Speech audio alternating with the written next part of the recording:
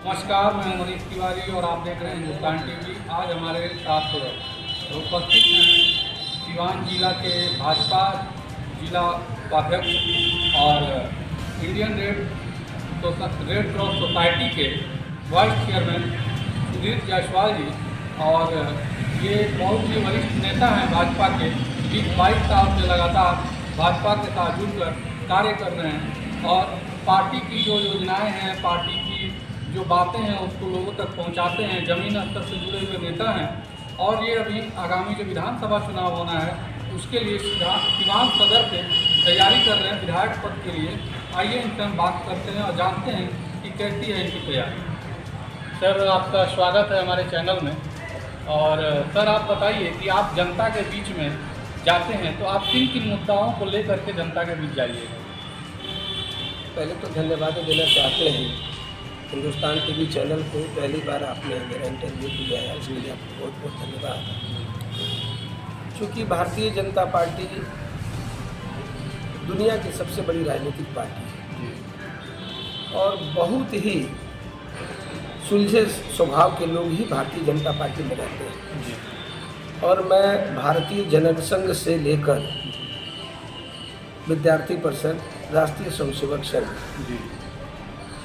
भारतीय बजरंग दल, भारतीय जनता युवा मोर्चा और इतनी लंबी दूरी तय करने के बाद आज भारतीय जनता पार्टी के चौथी बार हम जिला के बड़ी उपाध्यक्ष के पद पर विराजमान हैं। और सौभाग्य है कि हमने पहली बार नहीं, आज दूसरी बार पार्टी से टिकट का डिमांड किया है।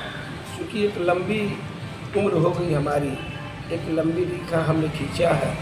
27 सालों से लगातार हमने पार्टी का सेवा किया है और आज ये पार्टी से अपना दावेदारी ठोके हैं। ऐसे लोकतंत्र में भारतीय जनता पार्टी के जितने कार्यकर्ता हैं सबको आज़ादी है, सबका हक बनता है कि वो भी टिकट का डिमांड करें। लोकतंत्र में आज़ादी है, सभी लोग अपने को टिकट मांग सकते हैं। मगर चूँकि एक लंबी लकीर हमने खींची है पार्टी के में, हमने एक लंबा समय दिया, वक्त दिया है और मुझे मांगने का अधिकार भी है। चूँकि हम आम जनता के पास जाते हैं तो यही डिमांड रखते हैं कि पार्टी का बहुत देर से हमने सेवा किया है और पार्टी के लिए हमने कुर्बानी की। 2 बार शहाबुद्दीन की तरफ से मेरे ऊपर जानलेवा हमला किया गया, जिसमें एक बार मेरे साथ 2.25 साल बॉडीगार्ड रहे, दूसरी बार 3.5 साल मेरे साथ 2 बॉडीगार्ड रहे मेरी जान की सुरक्षा के लिए। एक लंबी दूरी हो चुकी है, इसलिए आज दावेदारी ठोका है। मानते हैं कि आप 25 से 27 साल आप बता रहे हैं कि आपने भाजपा के लिए कार्य किया, लेकिन आपको अभी तक टिकट नहीं मिला, इसके पीछे आप क्या रीजन है? चूँकि देखिए, भारतीय जनता पार्टी में जो लोग रहते हैं तो टिकट के दावेदारी के बल पर नहीं रहते। पार्टी, समाज और देश, ये 3 कार्यों की सेवा के लिए ही हम लोग पार्टी में आए हैं। चूँकि लंबी लकीर खींची है, सभी ने दावेदारी ठोका है, तो मेरा भी दायित्व बनता है दावेदारी ठोके का। पार्टी टिकट दे, पार्टी न दे, ये पार्टी की विचारधारा पर ये डिपेंड करता है कि पार्टी क्या करेगी। पार्टी जो तय करेगी हम उसको मानने के लिए बाध्य हैं। जैसा कि सर, हम जाते हैं, आपका जो सिवान सदर का क्षेत्र है, धनौती है या इधर रामापाली है और कई जगह पे हम भ्रमण करते हैं तो लोग बताते हैं कि उनकी मजबूरी है कि पार्टी में कोई दूसरे कैंडिडेट नहीं है या दूसरी पार्टी में कोई अच्छे कैंडिडेट नहीं है जिसको हम वोट दें। तो व्यासदेव प्रसाद जो अभी स्थानीय विधायक हैं, इनको झेलना हमारी मजबूरी बन गई है। तो क्या ये चीज़ सरकार जो है, भाजपा की जो पार्टी है, वो नहीं समझती है कि हमको एक नया उम्मीदवार, एक अच्छा उम्मीदवार उतारना चाहिए जिससे लोगों का भला हो? पार्टी में एक विश्वास है। भारतीय जनता पार्टी, हमने कहा कि विश्व की सबसे बड़ी पार्टी जी। 13.5 करोड़ हमारे प्राथमिक सदस्य, दुनिया के किसी राजनीतिक दल में इतने प्राथमिक सदस्य नहीं हैं। और त्याग, तपस्या और बलिदान, ये भारतीय जनता पार्टी का नारा है। व्यक्ति यहाँ कोई काम नहीं होता। पार्टी एक बहुत बड़ी चीज़ है। सभी लोग नरेंद्र मोदी के काम के ऊपर वोट देते हैं और 15 साल से लगातार माननीय व्यासदेव प्रसाद जी यहाँ विधायक के पद पर विराजमान हैं। एक बार स्वास्थ्य राज्य मंत्री भी रहे। मैं बधाई और धन्यवाद भी देना चाहता हूँ कि उन्होंने इस विधानसभा क्षेत्र में बहुत कार्य किए हैं। एक चीज़ है, मैं किसी को दूसरा नहीं चाहता, क्योंकि पब्लिक में जितना भी आप काम करेंगे, पब्लिक में उतना ही डिमांड बढ़ती जाती है। एक व्यक्ति के ऊपर निर्भर करता है, उसका एक सीमित दायरा है, एक कोटा है कि विधायक को मात्र 1 ही करोड़ रुपया विधानसभा फंड से को प्राप्त होता है और उस 1 करोड़ रुपये में ही अपने विधानसभा क्षेत्र का पूरा कार्य पूरा करना पड़ता है। लोग महत्वाकांक्षी होते हैं, होना भी चाहिए। इसलिए माननीय व्यासदेव प्रसाद के कर कमलों द्वारा बहुत सारी योजनाओं का लाभ सिवान सदर में मिला है और भविष्य में भी मिलेगा और इससे जनता बहुत खुश है।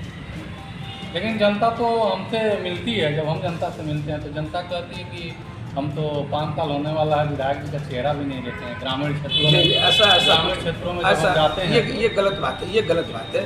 15 साल जो व्यक्ति विधायक रहे और एक बार मंत्री रहे, ऐसा नहीं है। हम लोग भी उनके साथ जाते हैं। अभी चूँकि प्रधानमंत्री के दूसरे खंड के प्रथम साल पूरे होने पर उनका जो कार्यकाल रहा उसमें उन्होंने क्या क्या किया, इस पत्रक को लेकर आज हम 29 दिन से 105 विधानसभा में हम घूम रहे हैं। कोई ऐसा व्यक्ति नहीं हम मुझे मिला जो ये कहे कि शायद विधायक जी का दर्शन मुझे 15 साल में एक भी बार नहीं हुआ। तो बिल्कुल असत्य बात है। होता है, चूँकि विधायक के जी में बहुत काम होता है, कमेटी होती है, कमेटी में ये रहना पड़ता है, बाहर जाना पड़ता है, विधानसभा की मीटिंग करना पड़ता है, पार्टी है, पार्टी के मीटिंग में जाना पड़ता है। हो सकता है कि कभी न गए हो, इस बात को हम मानते हैं, मगर ऐसा कभी नहीं हुआ है कि माननीय विधायक जी अपने क्षेत्र में 15 साल के इस कार्यकाल में नहीं गए। इस तरह की कोई बात नहीं। सर, आपका मेन मुद्दा क्या रहेगा अगर आप एक विधायक प्रत्याशी के रूप में जनता के बीच में जाते हैं तो आप किन किन मुद्दाओं को जनता के बीच में रखिएगा कि हम आएंगे तो मतलब क्या करेंगे? आपका क्या मेन मोटो क्या होगा? आम जनता जो है एक दहशत के मूड में पहले रहती थी। उनके बीच में दहशत न हो, भय का कोई माहौल न हो, शांत वातावरण है, खाने को रोटी न मिले मगर आपका दिल शांत रहे, मन शांत रहे तो रात को एक पेट आप भूखे भी सो सकते हैं। मेरा मुख्य मुद्दा होगा बचे हुए विकास को आगे बढ़ाना, गरीब के बच्चों को विद्यालय तक पहुंचाना, विद्यालय में कुव्यवस्था है उस व्यवस्था को ठीक करना, अस्पतालों में जो कुव्यवस्था है उस व्यवस्था को ठीक करना और सिवान की तमाम जहां उन गाँवों तक जहां बिजली और पानी नहीं पहुंची है उस गांव उस पंचायत तक बिजली और पानी को पहुंचा। ये मेरी प्राथमिकता है। सर, हमारे देश में लोकतंत्र तो है लेकिन कहीं ना कहीं बिहार और यूपी में खासकर देखा जाए तो जात की बात आ जाती है। चुनाव के समय में हम देखते हैं कि बीजेपी भी तो विकास के मुद्दे पर चुनाव लड़ना शुरू करती है, लेकिन जब समय नज़दीक आने लगता है तो वहाँ पर हिंदू मुस्लिम की बात आने लगती है। पोलराइजेशन जिसको हम बोलते हैं, वोटों का ध्रुवीकरण जिसको बोलते हैं, ये ज़्यादा होने लगता है। तो क्या इस बार भी इस तरह से होगा या सिर्फ विकास के मुद्दे पे जो एनडीए गठबंधन है वो चुनाव लड़ेगा? मेरा नारा है, मेरी पार्टी ने नारा दी है और माननीय देश के सर्वमान्य प्रधानमंत्री माननीय नरेंद्र मोदी जी का एक नारा है कि सबका साथ और सबका विकास। सबका साथ यानी हिंदुओं का नहीं, सबका विकास यानी सिर्फ हिंदू का नहीं, उसमें हिंदू भी होगा, मुसलमान भी होंगे, सिख भी होंगे और ईसाई भी होंगे।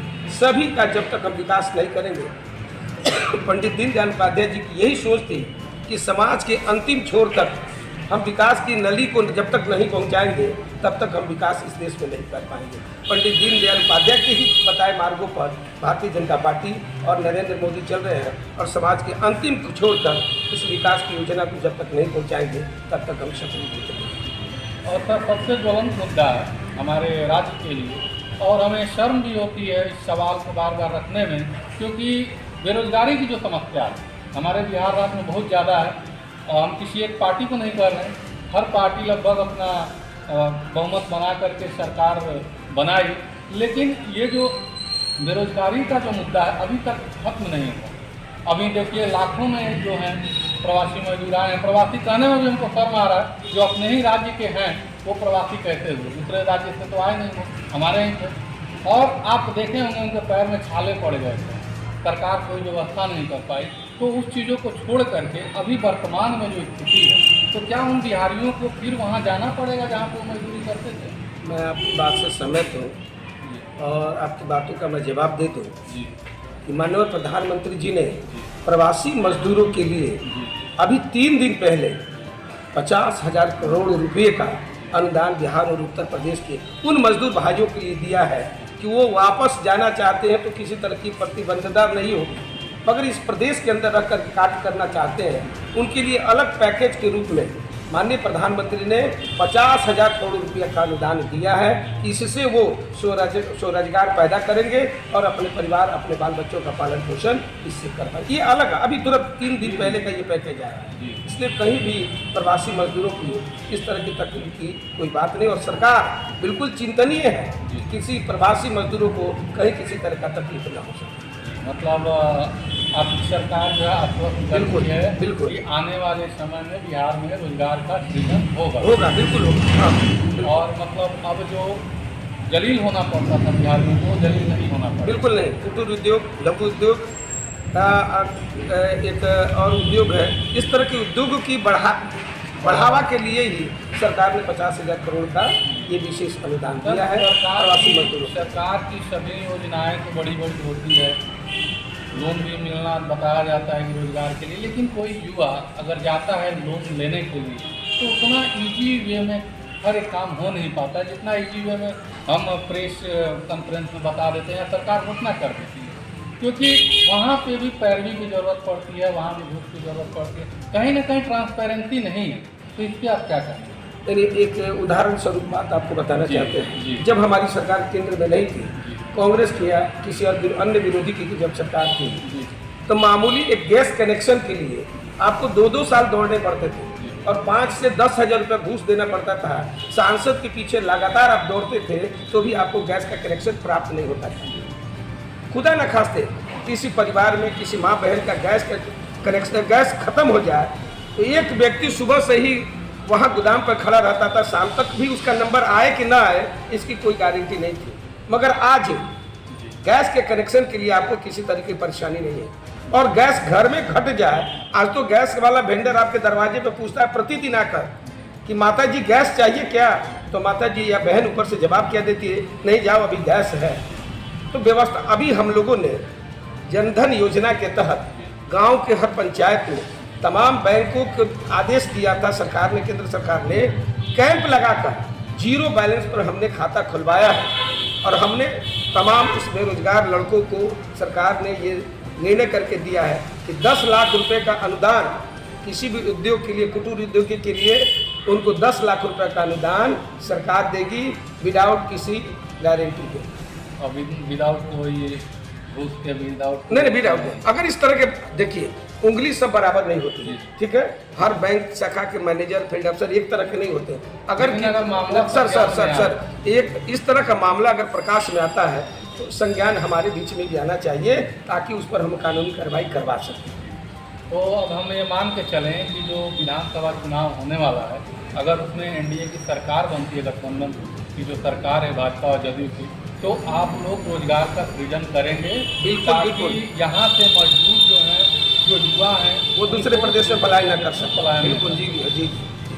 सर आप मुझसे बात की इसके लिए आपका बहुत बहुत धन्यवाद। आपको भी बहुत बहुत धन्यवाद।